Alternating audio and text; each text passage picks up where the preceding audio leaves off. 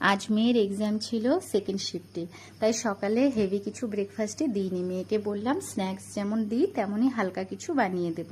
আর যেহেতু আমার আজকে সকাল সকাল রান্না শুরু করতে হবে, মেয়ে 12টায় খেয়ে বেরিয়ে যাবে, তাই আমি রাত্রে সবজি কিছু কেটে রেখেছিলাম। আর আজকে মেয়ের জন্য ফেভারিট একটা ডিশ বানিয়েছিলাম, সেটা হচ্ছে এঁচোড় চিংড়ি। তো এঁচোড়টা ঘরেই ছিল, আর আমি এঁচোড়টাকে রাত্রেই কেটে রেখেছিলাম, যেহেতু এঁচোড়টা ভীষণ ঝামেলার একটা জিনিস। আর আজকে বাজারও এসেছিল, বাজারে গেছিল মেয়ে, তো বাজার নিয়ে এসেছিল, মাছও নিয়ে এসেছিল। মাছ খুব বেশি কিছু আনা হয়নি, ওই এঁচোড় চিংড়ির জন্য চিংড়ি আনা হয়েছিল।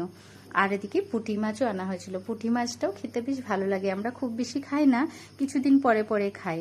আর সবজিগুলো না আমি এই যে ঝুড়িতে সব সেট করে রেখে দিয়ে আজকে কাজগুলো খুব তাড়াতাড়ি করতে হয়েছে। আর আজকে আমার রান্নাটাও না খুব তাড়াতাড়ি হয়ে গেছিলো, যেহেতু মেয়ে 12টায় বেরিয়ে যাবে, যার জন্য আমি সব কিছু রান্না করে নিয়েছিলাম। আর সকালেও উঠতে হয়েছে একটু। আর মেয়ের পুরো ব্যাক টু ব্যাক এক্সাম চলছে, মেয়ে ভীষণ টায়ার্ড হয়ে পড়েছে জানো না। এক্সাম হচ্ছে, আসছে ঘরে, তারপরে আবার পড়তে হচ্ছে, তো কি আর করা যাবে, কিছু করার নেই। আর এদিকে আমি দেখো এঁচোড়টাকে যেহেতু রাত্রে কেটে রেখেছিলাম, তো আমার অতটা অসুবিধা হয়নি, এঁচোড়টাকে সেদ্ধ বসিয়ে দিয়েছিলাম। আর সকালে ব্রেকফাস্টে ওই যে বললাম না হালকা কিছু বানিয়ে দেবো, তো আমি সাবুর পাকোড়া বানিয়ে দিয়েছিলাম। এই যে সাবুটাও সকালে উঠে ভিজিয়ে রেখেছিলাম। আর ওর মধ্যে একটু কাঁচা লঙ্কা কুচি, পেঁয়াজ কুচি, একটা বয়েল করা আলু গ্রেট করে দিয়ে দিয়েছিলাম, একটু গোলমরিচের গুঁড়ো, একটু স্বাদ মতো লবণ দিয়ে বানিয়ে দিয়েছিলাম। মেয়েকে বললাম সস দিয়ে খেয়ে নিতে, যেহেতু হেভি দিলে না সকালে, তারপরে আর লাঞ্চ কিচ্ছু করতে পারবে না। আর তারপরে আমি বসিয়ে দিয়েছিলাম এঁচোড় চিংড়িটা। এঁচোড় চিংড়িটা মেয়ের একটা ভীষণ ফেভারিট ডিশ একটা। চিংড়িটাকে আমি ভেজে নিয়েছিলাম। আমি আবার কি করি জানো তো, আলুটাকে যে ভেজে নিয়ে কড়াইয়ে তেল দিয়ে তেজপাতা আর 5 ফোড়ন দিই, তার মধ্যে পেঁয়াজ কুচিগুলো দিয়ে দিই। তারপর তো আমি মশলা কি করি জানো তো, জিরে আর ধনিয়ার পাউডারটা দিই না, গুঁড়োটা দিই না, মানে আমি আস্ত জিরে ধনিয়া ওটাকে পেস্ট করে দিই, মানে গ্রাইন্ড করে দিয়ে দিই।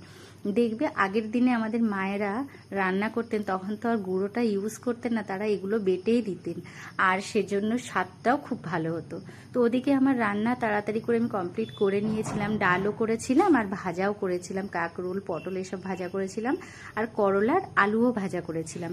আর এদিকে মেয়ে স্নান সেরে, পুজোর পাটটা তো আমার মেয়েই দেখে গো, এটার জন্য আমার কোনো চিন্তা হয় না। মেয়ে পুজো করতে চলে এসেছিল, পুজো টুজো করে তারপর দেখো খাওয়াটা দিয়ে দিয়েছিলাম।